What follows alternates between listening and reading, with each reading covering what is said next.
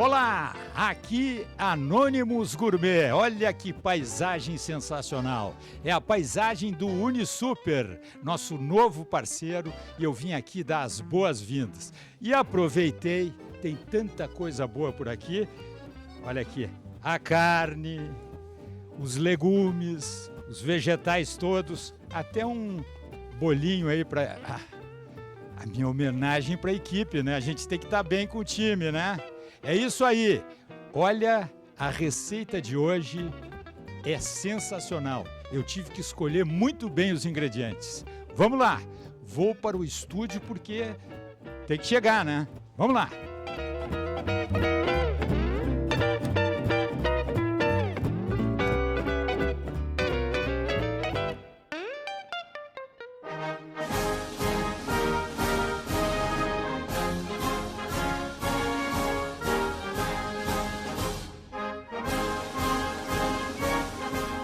Esta característica é inconfundível.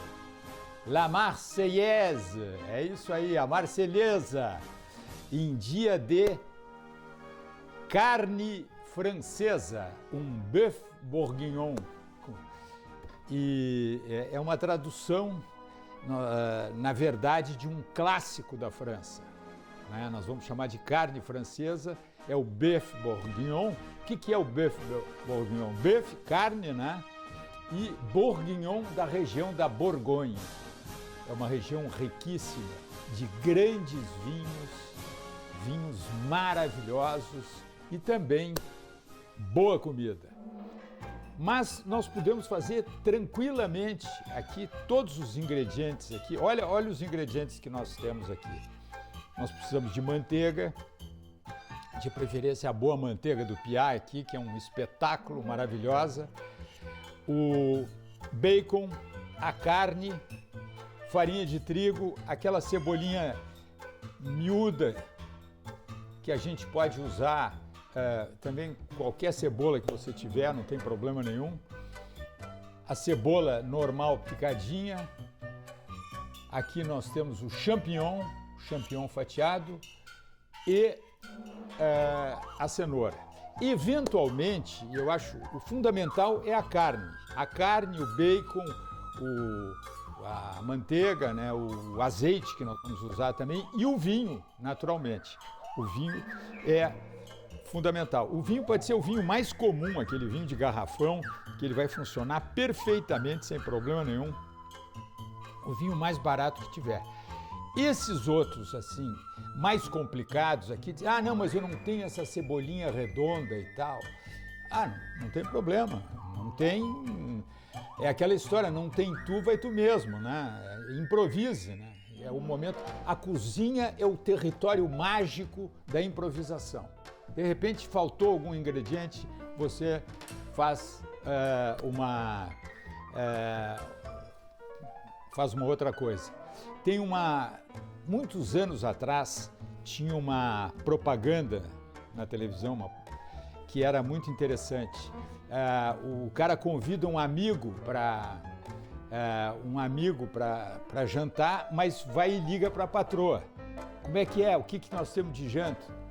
O que nós temos de janta aí? Aí ela diz, tem um picadinho aqui que eu fiz do bife que sobrou do almoço e tal. Então bota um creme de leite aí no picadinho, tá? Que eu tô levando fulano aqui. Aí diz assim, estás com sorte hoje, temos estrogonofe em casa. Né? Então é isso aí, a cozinha tem essa mágica. Bom, começando o trabalho. Primeiro personagem a entrar na panela. Então vamos lá. Primeiro, a manteiga. Essa aqui é aquele momento agora que você sabe que o nosso maestro não resiste. Olha só, olha aí, ele não resiste, né? Ele imagina o tempo que ele morava na Áustria. As valsas, Danúbio Azul, né? Então... junto com a manteiga, porque nós não queremos que essa manteiga queime de jeito nenhum. Então a gente põe um pouco de azeite. E é bom que tenha aquele azeite da salada, aquele azeite mesmo, né? Que vai dar um toque muito especial. Aí a gente mistura. O azeite tem uma grande vantagem. Eu gosto de misturar o azeite com a manteiga, porque ele não deixa a manteiga queimar. Esse é um dado muito importante. E aí, nesse momento das gorduras, nós entramos com o bacon, que vai dar aquele toque defumado no nosso picadinho francês aqui. Picadinho e picadão, né? Então é a nossa carne francesa. E agora, nós temos que deixar esse bacon fritar um pouquinho. Então, Cleiton, um reloginho assim daqueles, uns 4, 5 minutos aí.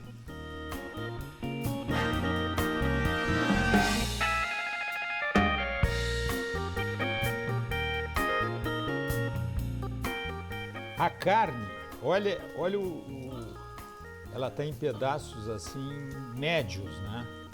Então, aqui nós temos a farinha de trigo e eu vou mexer bem essa carne aqui, que eu quero que ela vai fritar junto com a farinha aqui. Isso aqui vai dar consistência, inclusive ao molho, porque essa farinha de trigo ela vai dar uma engrossadinha no molho, aquele molho que fica assim, bem bonito, bem brilhante.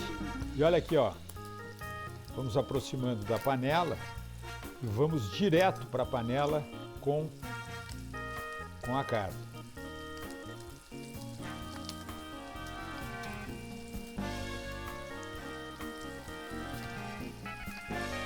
Olha só que espetáculo. Nós vamos ter um molho aqui absolutamente maravilhoso. E aqui, ainda com a mão enfarinhada, olha aqui, a gente vai misturando bem essa carne. Veja que aquela gordura não ficou exagerada. Porque a gordura, tem muita gordura, mas a gordura ela dá sabor. Claro que excesso de gordura é ruim, né? Mas olha aqui, ó, olha esse papel que a farinha está fazendo aqui. Tudo tem a sua explicação lógica na cozinha, né? O que não tem explicação, pode estar certo que o gosto não vai ficar legal. Hein? Pô. Obrigado, maestro. Eu ganhei um aplauso aí.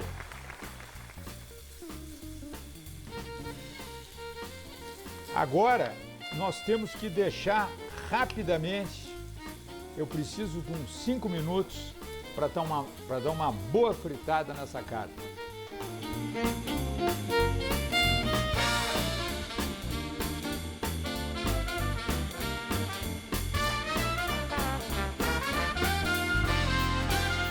Olha só como ficou legal aqui, uns minutinhos. Ficou espetacular aqui, ó. A farinha deu uma... Ela foi absorvida praticamente pela carne e ela vai engrossar o nosso molho. E o molho, ele tem 2 elementos fundamentais. Um caldo de carne, mais ou menos uma caneca assim de caldo de carne. Esse caldo você pode fazer... É muito fácil de fazer com ossos, põe uns ossos a ferver, o osso com um pouquinho de carne, aquela carne que você não vai usar, aquela parte assim do nervo e tal, e ele começa a ferver e sai um caldo fantástico. Depois é só coar, tirar o excesso de gordura, fica maravilhoso. Bom, então nós já temos o caldo. E olha, aquela farinha ela vai servir inclusive para dar uma engrossada no caldo. E precisamos também, sem o que não vai se chamar carne francesa, vinho. 375 ml, mais ou menos. Não, aí não tem assim que medir exatamente. Uma meia garrafa de vinho. Aquela garrafa normal, meia garrafa, né? Esse vinho aqui. Opa, Anônimos Gourmet, é isso aí. Ruim não deve ser. Bota um pouquinho de vinho, vai misturando, dá uma misturada. Olha aí, ó, vai incorporando.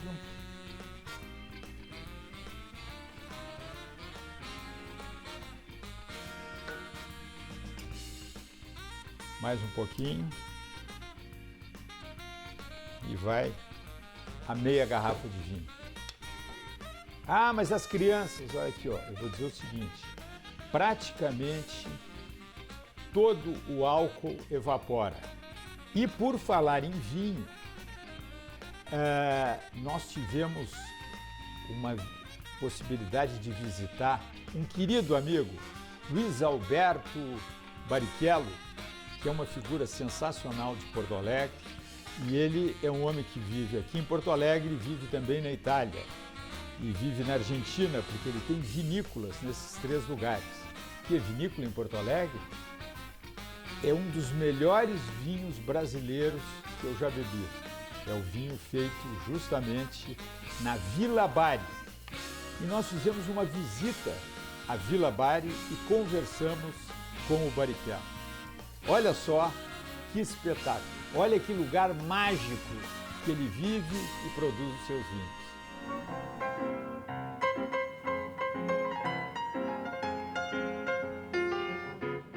Olá! A minha sensação é o seguinte: onde estou? Quem sou?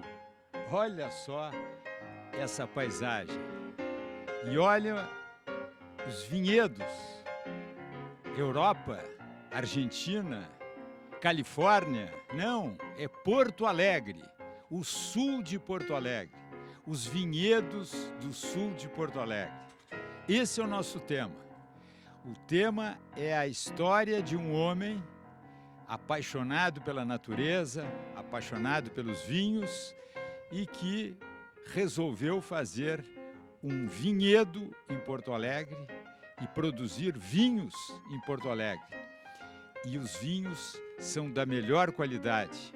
E a paisagem, toda ela devidamente tratada, preservada, é também da melhor qualidade.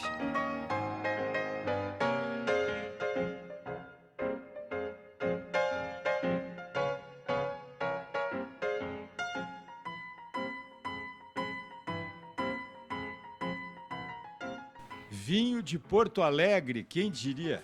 Barrichello, quando eu digo, eu vou servir o vinho, eu primeiro sirvo o vinho num copo, sem mostrar.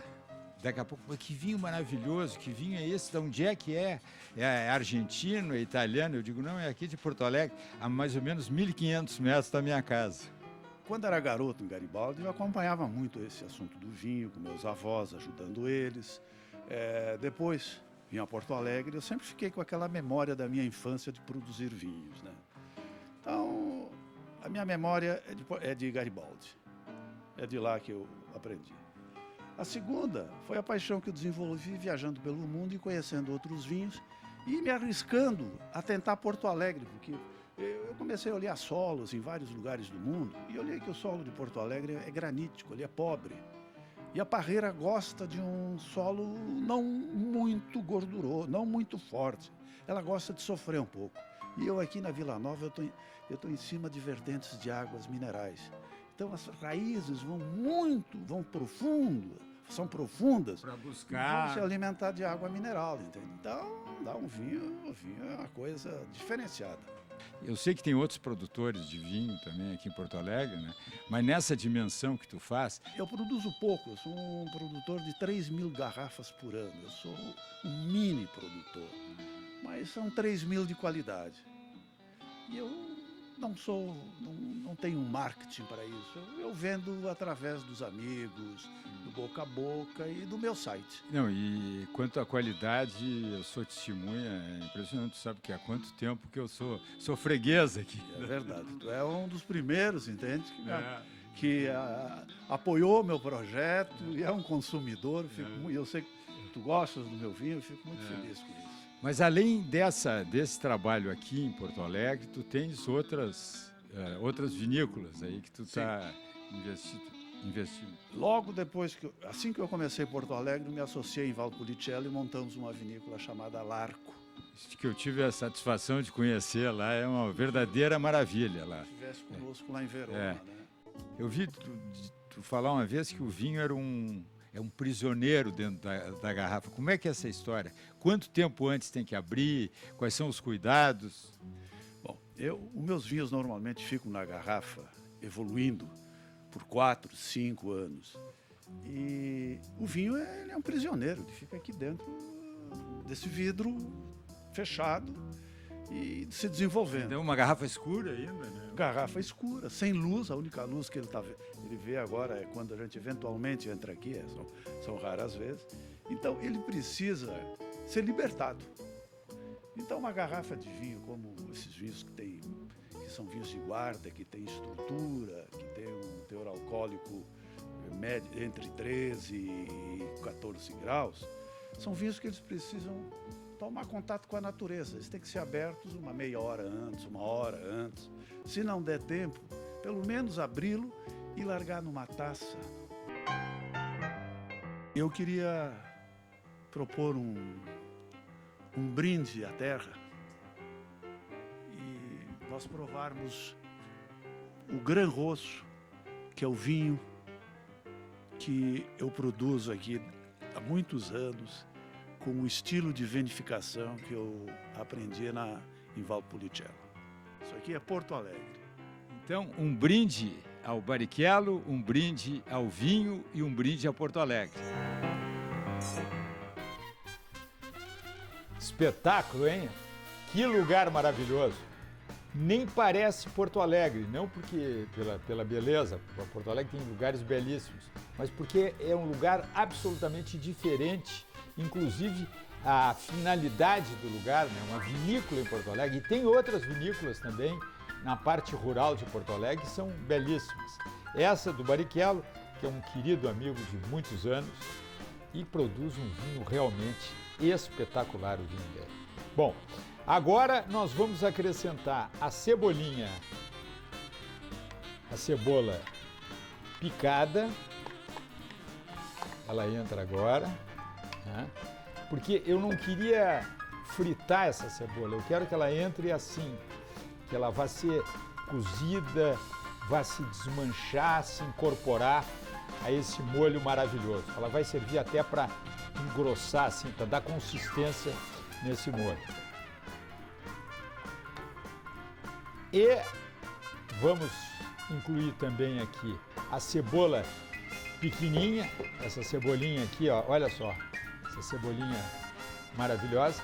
Claro que se você não tiver à mão, não conseguir ou não quiser colocar, não tem problema, porque já tem a outra cebola também. Se não quiser colocar cebola, tem gente que não gosta de cebola. Meu pai, meu grande pai, ele não podia ver a cebola, e eu adoro cebola. Então é isso aí.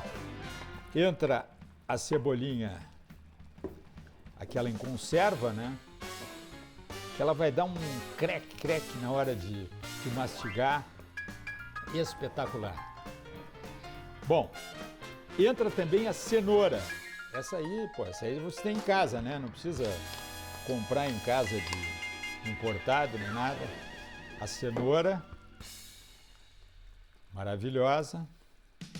A cenoura já levou um susto, já demos uma cozinhada nela e ela aqui vai terminar o trabalho. Bom, quando a gente tiver quase no final, a gente vai, até agora, daqui a pouco, a gente já coloca o último ingrediente, que é o champignon fatiado. Também é outro detalhe, você poderá ter uma alternativa, colocar palmito, se quiser. Também, se não colocar nada, a cenoura vai fazer bem aquele papel de ter algo assim que, sabe como é, para mastigar assim, Legal. Bom, eu vou colocar o champignon cortado. Não existem quantidades rígidas aqui. Eu estou usando aqui 200 gramas, entre 100 e 300 gramas de champignon. Para essa quantidade de carne é bem legal. Ele vai se incorporar completamente.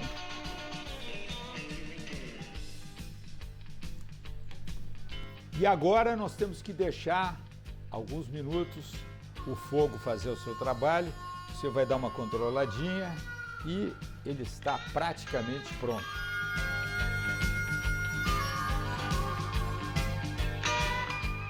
Antes de chamar o intervalo, me permitam dar boas-vindas ao Banrisul, um patrocinador de respeito, porque é um banco de respeito. Sou correntista do Banrisul há mais de 30 anos. Então, abraços ao pessoal do Banrisul. Intervalo, voltaremos!